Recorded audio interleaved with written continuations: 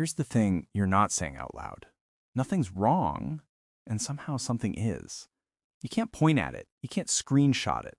If someone asked you to explain the feeling, you'd shrug and make a joke because what else is there to do? It's late, you're tired, and you're trying to convince yourself that normal should feel normal, but it doesn't. There's a small tilt somewhere you can't see, and it keeps pulling at your attention like a loose thread you can't stop touching. From the outside, your life passes the checklists. Work isn't a disaster. You show up, you send the emails, you keep your place mostly clean. You're paying attention to your health in that adult, good enough way. If someone looked at your week on a calendar, it would look balanced. Chores, errands, a meal with a friend, maybe a call with family. You've got a decent routine. When you run into people, you can summarize things without lying. Yeah, it's fine. Busy, but fine. And it is. It's fine in all the ways that matter on paper. You know the script. You post something small, people like it. You add a show to your queue. You answer a message. You laugh at a video. You get a text from a group chat about a plan that may or may not happen. The days have shape. They're not empty. They're real. And they count. If you stacked them up, they'd look like a normal life. So why does the quiet part of your mind keep asking for a different shape? Why does your chest feel a little tight when there's no reason? Maybe it's the mismatch that plays out in small, boring ways. It's not a fight. It's not a big reveal. It's just that some people take a while to reply, and your brain reads that delay like a weather report. They forget that thing you told them last week, and you say it doesn't matter, but it still stings. You hear their news from someone else, and you tell yourself it's fine. They were busy. The timing was weird. But you still clock the order of things. You notice you're the one asking, "How did it go?" And they answer, "Oh, right, I forgot to tell you." You're not keeping score, but you kind of are. The small signs stack up. You plan around other people's schedules more than they plan around yours. You remember their coffee order. They remember your general vibe. You suggest the time. They suggest next week. You try not to make it a big deal because you know life is full and messy and, honestly, everyone's tired. Still, there's a gap between how much space you hold for them in your day and how much space you feel they hold for you. You don't want to call it distance because distance sounds dramatic. It's more like a loose connection. It works, mostly. It just flickers sometimes. And then there are the second-hand moments. You find out about a friend's promotion from a story, not a message. You see a photo of a party you didn't know was a party. You remember that thing you shared and watch it slide out of the conversation like it never landed. You don't want to be the person who needs constant reassurance. You also don't want to feel like you're standing in a doorway waiting to be waved in. You tell yourself you're grown, you're fine, you can handle a little delay, a little forgetfulness, a little being out of the loop. You can. You do. And yet, here's the late-night voice note to yourself admitting that fine isn't always the whole truth. Maybe the feeling isn't a problem to fix. Maybe it's just information. People care in different shapes. Some are loud about it, some are quiet. Some show it in big bursts when they have energy, and some drip it out in slow, steady ways you only notice if you zoom in. Maybe you've been scanning for the familiar signals, the ones you use, so the other signals look small by comparison. Not wrong, just unfamiliar. Think about the small, steady gestures that don't trend. The person who never leaves you on red, even if their replies are short. The friend who always sends a photo of your favorite snack when they see it, even if they don't buy it. The family member who never says much but always asks if you got home safe. The coworker who puts your name in the room when you're not there. The neighbor who brings up that book you mentioned 3 months ago. None of these are grand. None of them announce themselves. They're easy to miss if you only scan for volume. There's also the timing that isn't personal.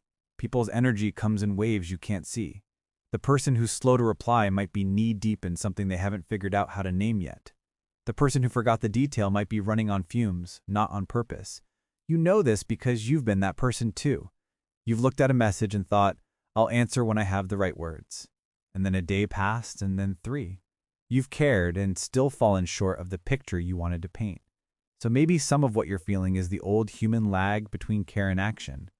That doesn't make the quiet ache vanish, it just gives it context. Maybe the math isn't about who cares more. Maybe it's about who cares how. Maybe your way of caring is to reach out first, to hold details, to celebrate loudly. Maybe their way is to show up when it counts, to keep you on the calendar, to sit with you without rushing you to be okay. You're good at noticing what's missing. Maybe it's also worth noticing what's reliably there.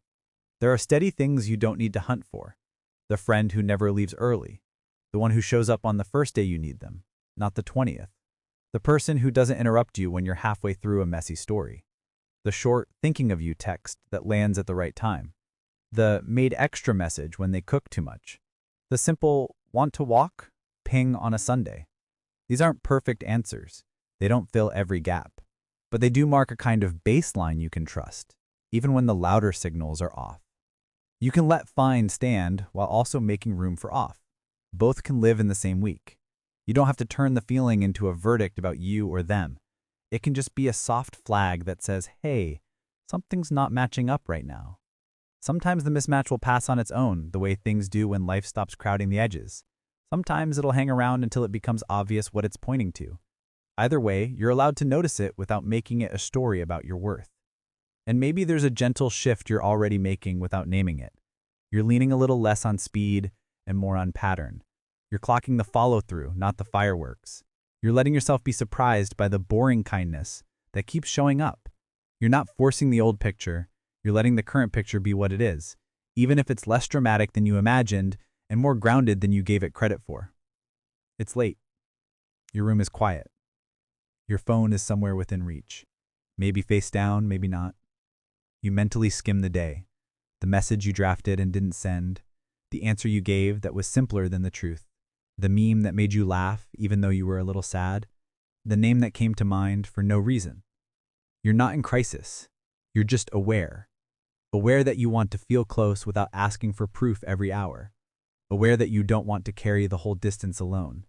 Aware that the people in your life might not show care the way you expect, and that this gap feels a bit like standing near a door that's half open. If you look back at the last few weeks, you can probably spot both kinds of moments. The ones that fed the off feeling, and the ones that softened it without fanfare. The late reply that made you doubt. The quiet check-in that grounded you. The plan that slipped. The small promise someone kept. None of these cancel each other out. They just coexist, like most parts of life do when you actually look at them. So maybe tonight is about letting both truths breathe. It looks fine. You still feel off. You're not wrong for noticing that. You're not dramatic for wanting clearer signals. You're also not blind for seeing the quiet care that's been steady in a way you didn't always count. If the feeling hangs around, you'll notice. If it lifts, you'll notice that too. You don't have to force a label. For now, take this as a simple check-in with yourself. Not a plan, not a fix, just a snapshot. Here's where you are. Here's what's tugging at you. Here's what held. Maybe tomorrow brings the clearer read, or maybe it brings more of the same and you'll meet it with the same patience you already shown. No big declarations, just a small, honest note to yourself that you can return to when the room feels tilted again. And if the outside still looks fine while the inside feels off, what would it look like to stay curious about that feeling without turning it into a verdict? What might you learn if you gave it a little space to speak?